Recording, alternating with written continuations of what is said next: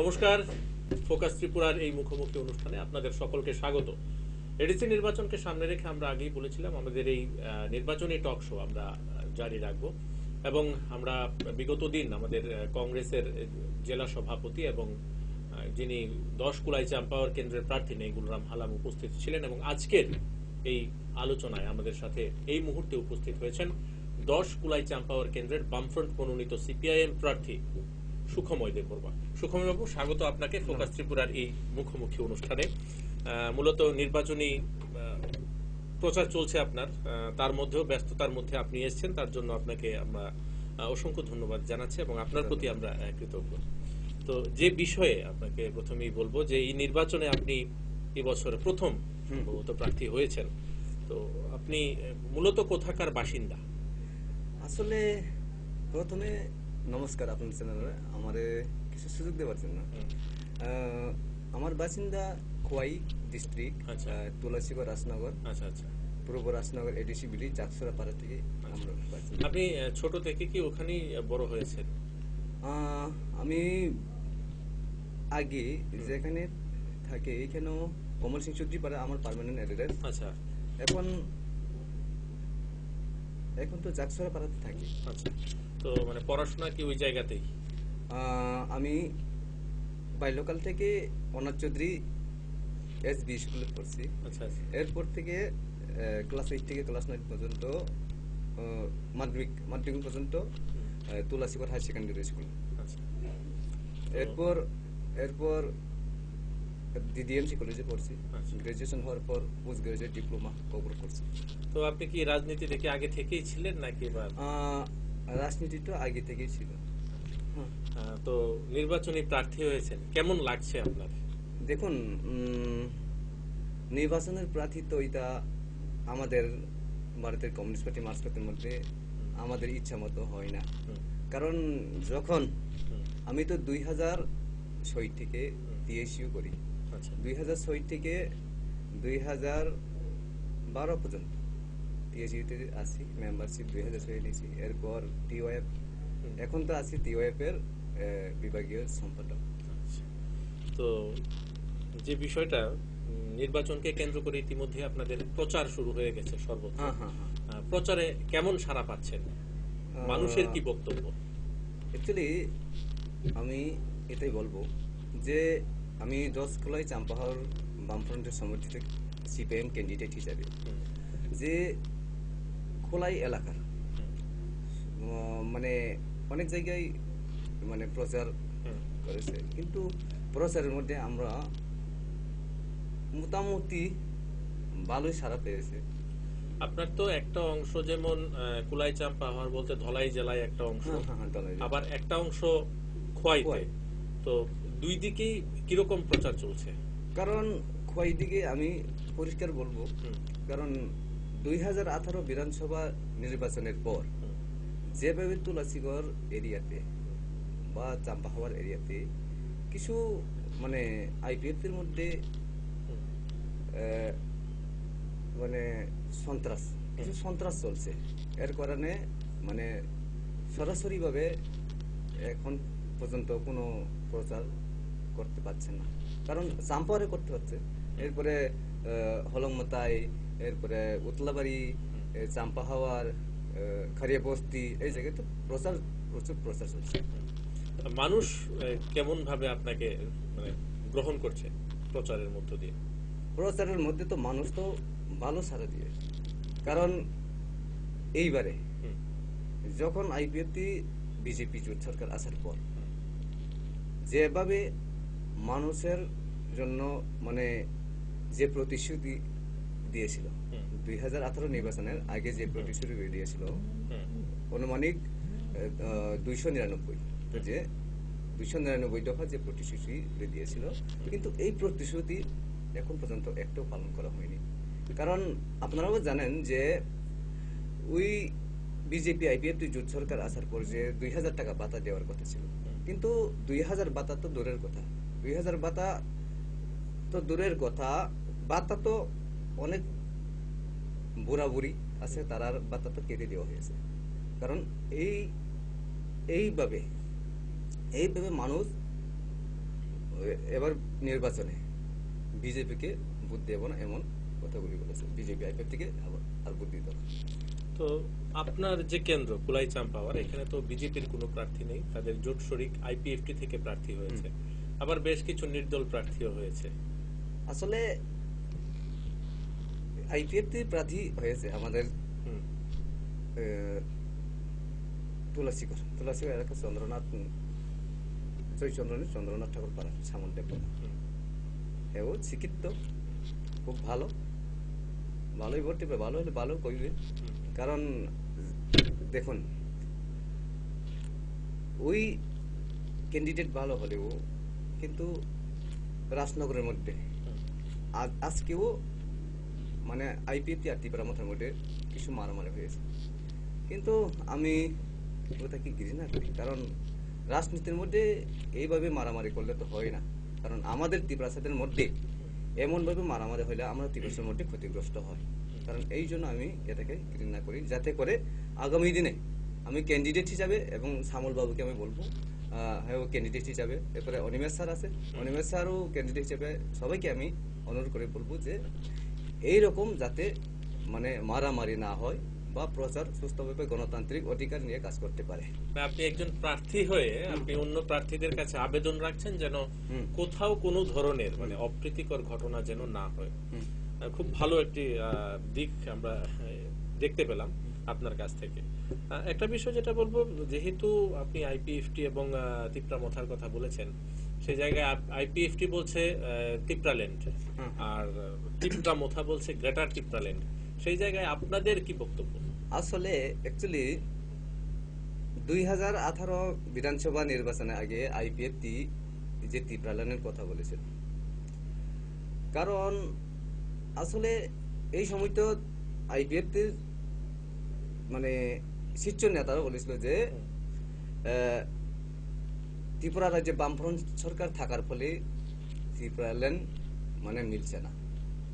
কিন্তু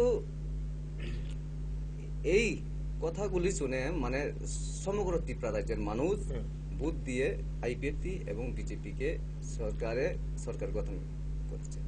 কিন্তু সরকার গঠন করার পরও ত্রিপুরাল্যান্ড এখন পর্যন্ত মিলেনি।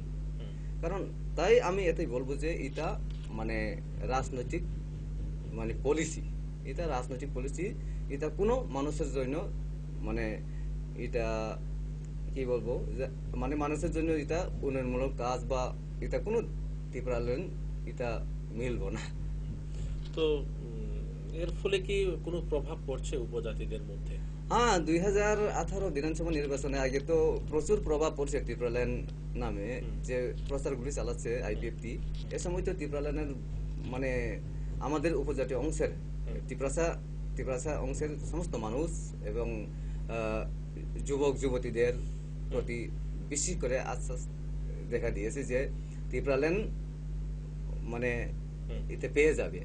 কিন্তু এখন পর্যন্ত যে 2018 বিধানসভা নির্বাচনের পর যে এনসি দেববর্মাকে সামনে বসে মাননীয় মুখ্যমন্ত্রী বিপ্লব কুমার দেব যে বলেছে এনসি দেববর্মাও ত্রিপুরাল্যান্ড চায় না। এ সময়টা এনসি মানে মাননীয় এনসি দেববর্মা এ সময়টা চুপ করে বসে আছে।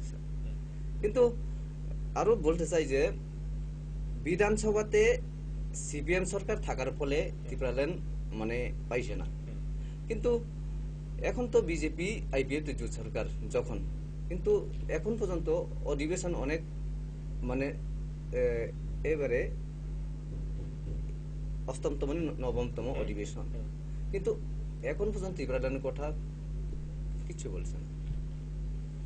তো এই যে তিপ্রাল্যান্ডের যে বিষয়টা, এখন নতুন ভাবে গ্রেটার তিপ্রাল্যান্ড বিষয়টা, অ্যাকচুয়ালি আমি এটাকে কি বলবো, কারণ এখানে মহারাজ নিজেও গ্রেটার মহারাজাকে আমি সম্মান করি, কারণ আমাদের রাজবংশের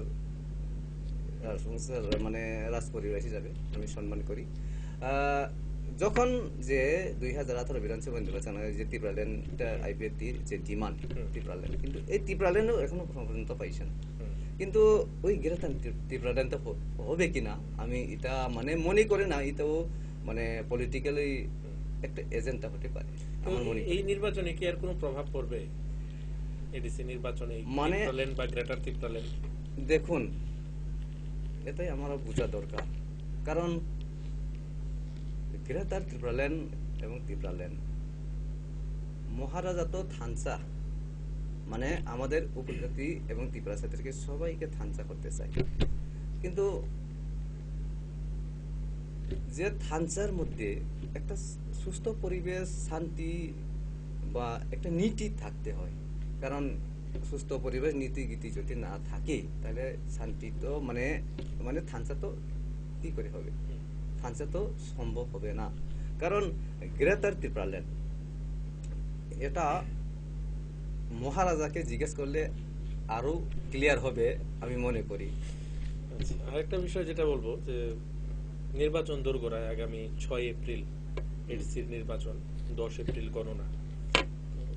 জয়ের ক্ষেত্রে আপনি কতটা আশাবাদী? অ্যাকচুয়ালি এই টিভির মাধ্যমে মানে সমস্ত ত্রিপুরা রাজ্যের জনগণকে আমি বলবো যে সুস্থ নির্বাচন, হুম, কোনো বাধা বিঘ্ন যদি না হয়, হুম। কিন্তু বামফ্রন্ট নিশ্চয়ই জয়ী হবে। মূলত কোন ইস্যু নিয়ে আপনারা এবার মাঠে নেমেছেন? এই নির্বাচনে আমরা আপনাদের তো প্রধান ইস্যু কি? আমরা তো আপনারাও জানেন যে শুধু এটা নতুন কথা নয়। হুম,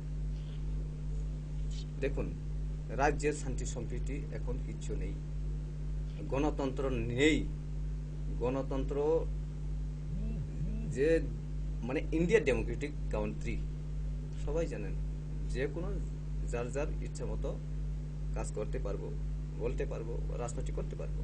কিন্তু এই মুহূর্তে দেখা যাচ্ছে যে কোনো গণতন্ত্র নেই, শান্তি সম্প্রীতি নেই, কারণ বেকারের কর্মসংস্থান নেই, একেবারে মানে গরিব মানুষের সুশিষ্ট বঞ্চিত। তাই আমরা বামফ্রন্ট সরকার আগেও আছে মানুষের সাথে, এখনো থাকবে মানুষের সাথে, আগামী দিনেও থাকবো মানুষের সাথে। কারণ বেকারের সাথে কাজ করব। এরপরে দেখুন, 2018 নির্বাচনের পর থেকে যে 50,000 চাকরি দেওয়ার কথা, কিন্তু 50,000-এর দূরে থাক, কিন্তু 5,000 বা 10,000 চাকরি হচ্ছে কিনা।